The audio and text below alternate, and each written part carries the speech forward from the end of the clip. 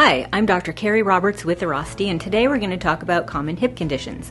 All of the information that we're going to review today is part of our free monthly webinar series. If you're interested in more information, click the link below. Let's get started. Okay, let's talk about some interesting facts specific to hip pain. First of all, hip pain is fairly common in our general population.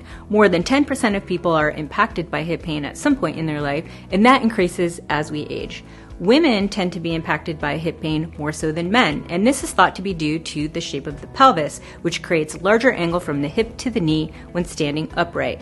Also, unlike some of the other conditions that we talk about in our free monthly seminars, there is the idea that there is a genetic component that is related to the onset of hip pain in certain conditions such as arthritis or impingement.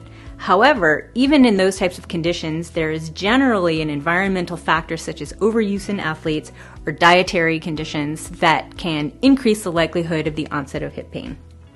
Let's talk about some common misconceptions related to hip pain. First off, patients tend to think that I have tight hamstrings that's causing my hip pain. Tight hamstrings can be involved in the onset of hip pain, but that's not always the case. In fact, women who tend to experience hip pain more frequently than men are also oftentimes more mobile than men. Secondly, patients will tend to think that I have a pinched nerve that is creating pain in my low back. A pinched nerve can contribute to hip pain, but also not always the case, which is why it's important to be evaluated.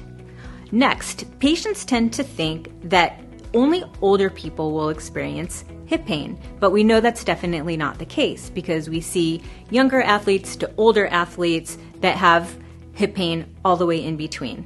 And finally, patients also tend to think that because my pain is on one side, the problem is also only on one side, but that's not how the body works. We know that one or both sides can be contributing to the pain even though it's only experienced on one side. Let's talk about 3 common hip conditions: hip bursitis, piriformis syndrome, and osteoarthritis. Hip bursitis, also known as greater trochanteric pain syndrome, is characterized by pain on the side of the hip that can radiate to the side of the thigh. Pain is often increased by laying or sleeping on that side. Some of the causes of hip bursitis can be core weakness, hip weakness, or foot and ankle issues. Let's talk about piriformis syndrome. Piriformis syndrome, also known as deep gluteal pain syndrome, is characterized by pain and or numbness in the back of the glute that can radiate to the back of the thigh. Patients often experience an increase of pain with long periods of sitting, taking a long drive, or people who walk with a long stride.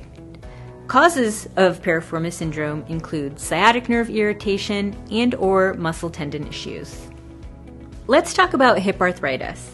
Osteoarthritis is the most common form of arthritis in the hip. Pain is often described as a deep pain within the hip joint that wraps around the hips.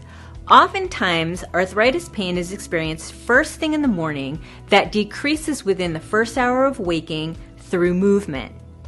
Oftentimes, osteoarthritis is caused by decreases in strength or decreases in mobility, causing stress or wear and tear in the hip joint.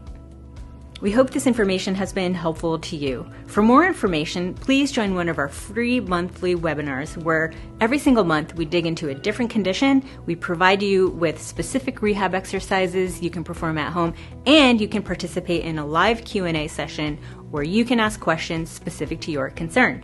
Please go to airrosti.com/webinars to sign up for your free seminar today. Thank you. See you next time.